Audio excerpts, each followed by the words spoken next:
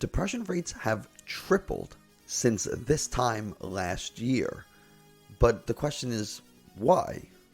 Well, in today's video, I'm going to talk to you about some of the potential causes, symptoms, and treatments for depression, plus some of the things that Twitter tells you that you should do, even though you probably shouldn't.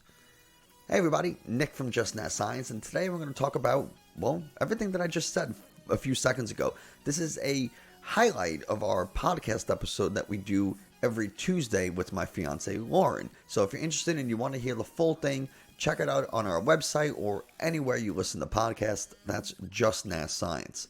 On to today's topic, depression. So there was an article recently, it was from the U.S. Census Bureau, that talked about in August 2019, the rates of reported depression symptoms were at about 7 or 9%.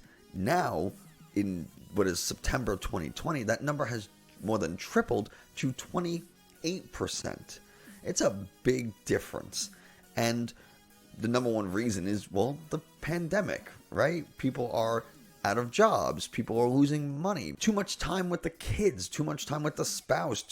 Not enough time with kids or the spouse because maybe you can't travel to see them. There are so many different things that can affect someone's mental health and well-being while in quarantine and while dealing with this pandemic. Family getting sick or possibly passing away, all this kind of stuff is a reality for a lot of people. So it's not surprising that rates of depression or reported symptoms of depression have increased during this time. In fact, during times of other, chaotic situations like 9/11, Hurricane Katrina, and other events similar, reported symptoms of depression also increased. So there is some precedent for this to happen, and it's not surprising to anyone. Why would it? These are all terrible, traumatic events. We talked about what might spur the increase in reported symptoms, but what are some of the actual causes of depression? The first one is the one that everybody thinks about, and that is chemical imbalance. But what does that mean? Your brain produces neurotransmitters and chemicals and molecules that regulate your emotions. Things like serotonin, dopamine, norepinephrine, oxytocin. These are all different neurotransmitters and hormones that are responsible for our emotions and how we feel and our attention span and all these different things. And when they're not created in a certain amount, or when they're not active long enough for whatever reason, there's a bunch of different reasons that we won't go into, but if they don't have time to exert their effects, well, then issues arise in the brain as far as emotion and excitement and joy and all these different things. So that's the first reason, chemical imbalance. The second reason is because there might be structural changes to your brain that make you more susceptible to depression-like symptoms. We don't really know what causes the changes in the brain, but we know that they're there, and that's really all we know at the moment. The third thing is genetics. People who have immediate family members that have depression are more likely to be depressed themselves. And it wouldn't surprise me in the least if some of those structural changes that I just mentioned were also inherited.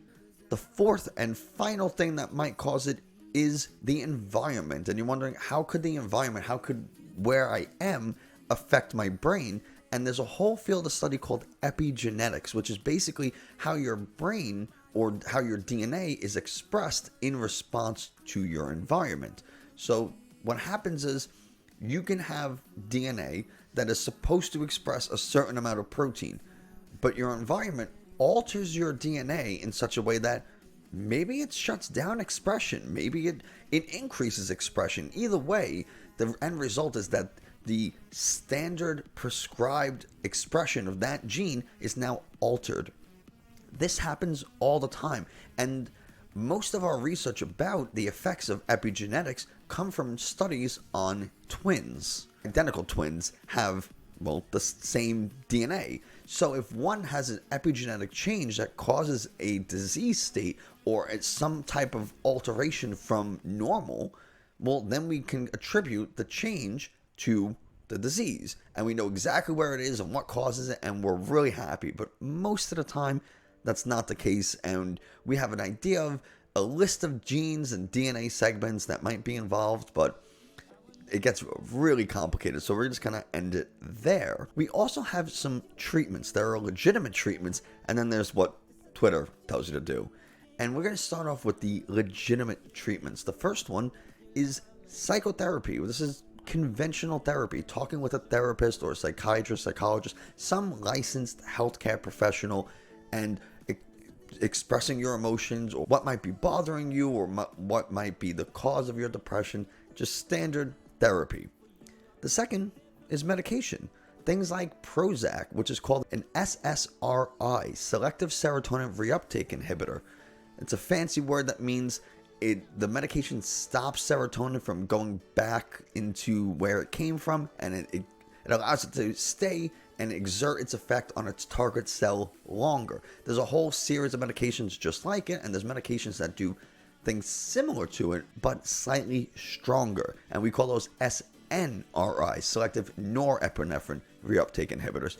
There's monoamine oxidase inhibitors. There's a bunch of different medications that you can take, and that you need to see a licensed professional to get those medications. Some other obscure treatments include things like electroconvulsion therapy, which Lauren and I didn't realize was still kind of around. Another type of treatment is transcranial magnetic stimulation. Basically, they put a big magnet next to your brain, and the magnetic forces change the way the neurons, your brain cells work, and it can actually activate them and get them to function normally. So it's a really cool therapy, and if you're interested, definitely check out a different YouTube video, someone who's smarter than I am. Finally, we're going to talk about some Twitter treatments. We searched on Twitter, and that's our whole thing. We look at social media and some bad science that we come across, and then we make fun of it a little, and then we talk about the truth. And we kind of did this in the reverse. We talked about what really are treatments, and then things that Twitter talks about, maybe not so much. One of the first things people tell you to do is read a poem. While reading a poem isn't necessarily a bad thing, it's definitely not going to cure your depression. It might make you feel good for a few seconds or a few moments, maybe even a few days, but it's not going to treat the underlying cause of your depression, though it may make you feel good. Something we also see commonly is to go for a walk in the park or get outside and exercise. And while I think that exercising is important for both physical and mental health, it again will not treat the cause or the root problems of your depression. Yes, exercising can release endorphins, which make you feel good, and there's a whole science behind working out and how it can make you feel good, runner's high, all this kind of stuff. But again, that is a temporary, fleeting treatment. It's not even a treatment, it's just an activity. And likely, if you have depression, you may find it hard to get out of bed and go for a walk or go exercise. It's not that simple. And I don't expect someone who doesn't have depression to understand how difficult it is. I don't have depression, but I see what other people go through, and I understand the difficulty that exists in just existing, if that makes any sense. I also see a lot of talk about spiritual connections, and yes, maybe someone might be feeling depressed because they're lost or they don't have any guidance, and that might be bringing on depression-like symptoms. But is it full clinical major depressive disorder? Maybe, maybe not. That's up to a healthcare professional, not a stranger on YouTube, to determine. But perhaps if you are feeling lost, you're feeling misguided, maybe you feel abandoned or whatever feelings you have, and then you find some magical being in the sky, you find some religion or some spirituality that you can cling to, well, that might make you feel better. And if it does, great. All these things are not bad things to do. They're all great. Lauren and I read poems from time to time.